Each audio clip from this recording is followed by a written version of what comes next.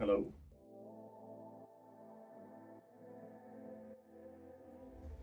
No, I'm not a lizard. I do in fact have a human face, believe it or not.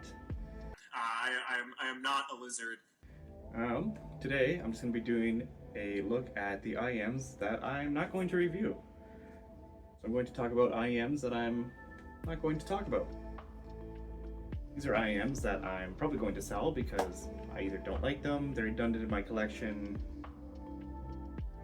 That's pretty much it. I either don't like them or I just don't really have a use for them. So yeah, we're just going to get right into it. There's about 8 IEMs, so I'll just drive through this pretty quick. So first IEM is the AS10 Pro X. Honestly, this one is a perfectly fine IEM. I really have no strong feelings about it. As far as cheap 1DDs go, it's pretty good. It's pretty good. But I have a ton of 1DDs that are cheap 1DDs. So I don't really need this one in my collection. Yeah, not much to say about it. It's probably not really even worth selling because it's like 10 bucks. Yeah, I do think the EDC Pro from KZ is probably going to be better than this.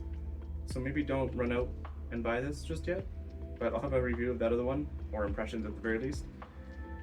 So yeah, that's the EDX Pro X. Just doesn't need to be in my collection. Tin Hi-Fi C3.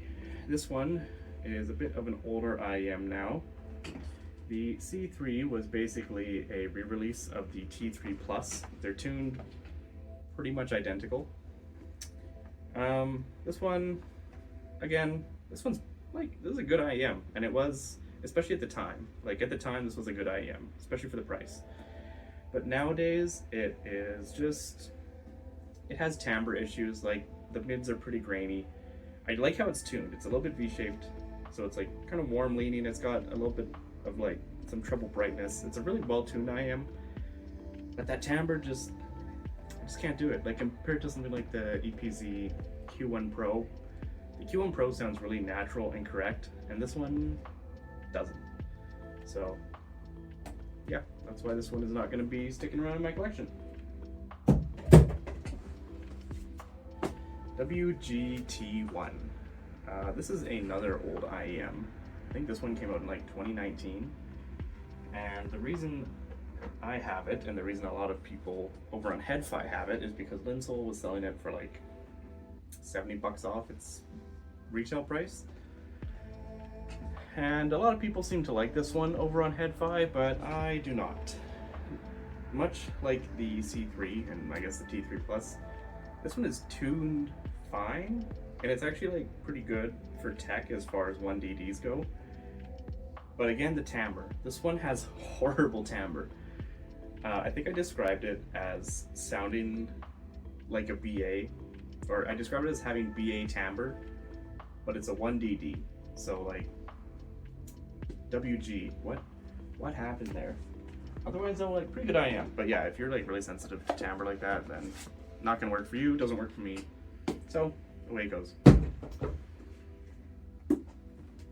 All right, nice HCK F1 Pro. This one is actually a pretty good IEM. I was pretty impressed with this. But again, this one's just super redundant in my collection. I do own a few planars already, and this is just tuned like pretty much every other V-ish shaped planar in existence. I've heard people say this is basically just a Leadshore S12, I believe, which I don't know. I haven't heard the S12, so I don't know. But I actually kind of like my KZ PR1 Pro a bit more, which sounds really like blasphemous to say, but yeah, that's why this one is not going to be around. But as far as like planers go, especially if you can get this on sale, because I think I got it on sale for like 20 bucks. No, $30 Canadian, so like 23 US. That's actually a great price for this IEM. If you can get it that cheap, I would not pay full price though. If you're gonna pay full price, just get a better planar IEM, like get the MP145 or something. All right, Jazeer Flame.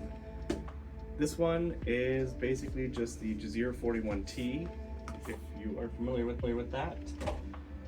Honestly, this is a pretty good IEM. I spent a good bit of time with this one evaluating if I wanted to keep it around and if I wanted to like do impressions on it and that kind of thing, and ultimately I decided no. Because while this one is quite good, there's not really anything special about it, I would say. It's very safe, and my thing is that the Myer Audio CKLVX D41 is a better IEM and it's the same price. So if you want kind of one of these like budget 1+5 hybrids, get the D41. So, got next here.